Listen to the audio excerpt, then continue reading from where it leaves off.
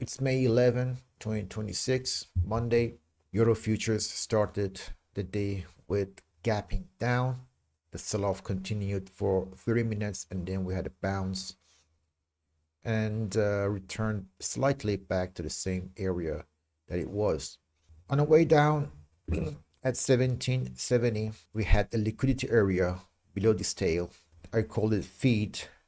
The liquidity below this level was purged once, twice, slightly, and then the market repped higher, left the fair value gap at 2 a.m. That's pre-London. As we know, the market behavior pre-London, usually euro futures, pound futures, or assets that are involved during the London session, they tend to run a liquidity sweep, and that's what happened. I entered 3 contracts long after I got slight opportunity in this area.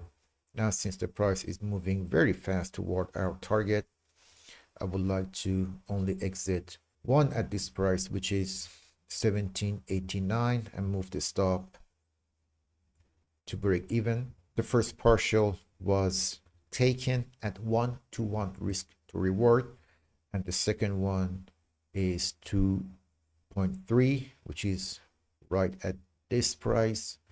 Let's exit one in here and move the last one to 50% of the range. 1 to 3 perhaps. That's 25% of the new weekly opening gap range.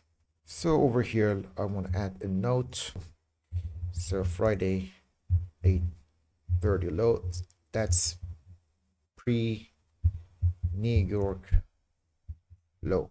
Kind of important purged it here, as you guys can see that.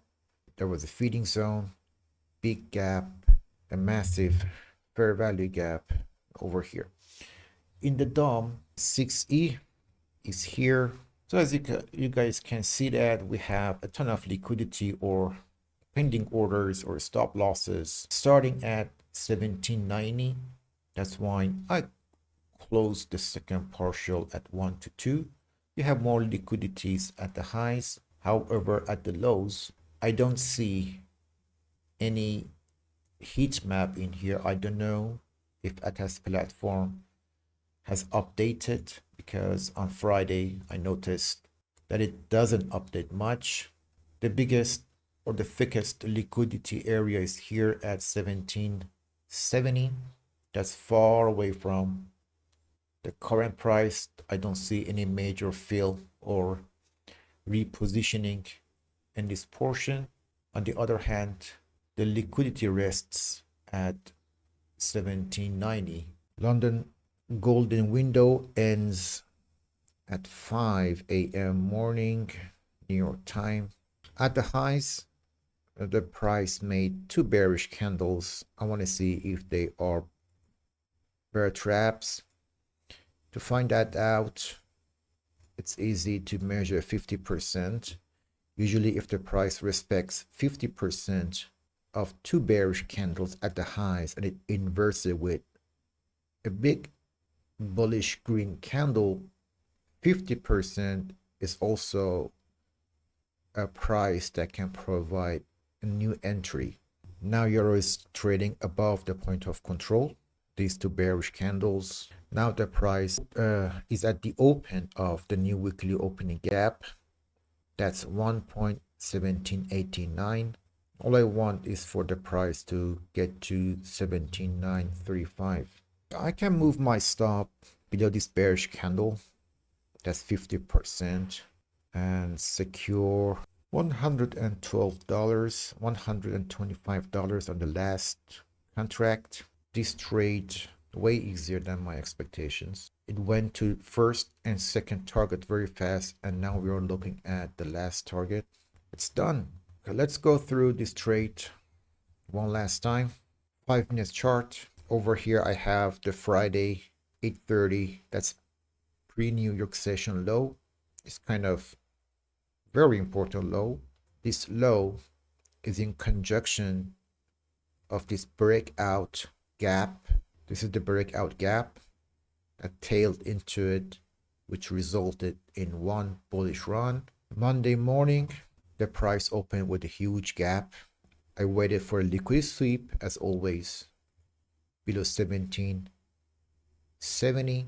I never trust the first low. The second low was okay.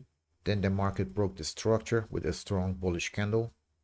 No tails at the low and a small wick at the high. One bearish candle we had came and filled this tiny portion of the gap in here. I went long. I set more pending orders inside this fair value gap right here. So 3 contracts here, but I had 2 more contracts inside. One contract at 1773, the upper portion of the inverted fair value gap. The market is very bullish and did not get me filled in there. First partial, which was 1781, was 1-to-1. Second partial, 1787, was 1-to-2. The third one, 1792, was 1-to, could be 1-to-3, but I am content. Now the price filled 25% of the new weekly opening gap. It can go as high as 50%. I can't turn very bearish on 50%. Therefore, I would wait until 4 a.m. to see if I get any setup on bearish side. That's the middle of the London session.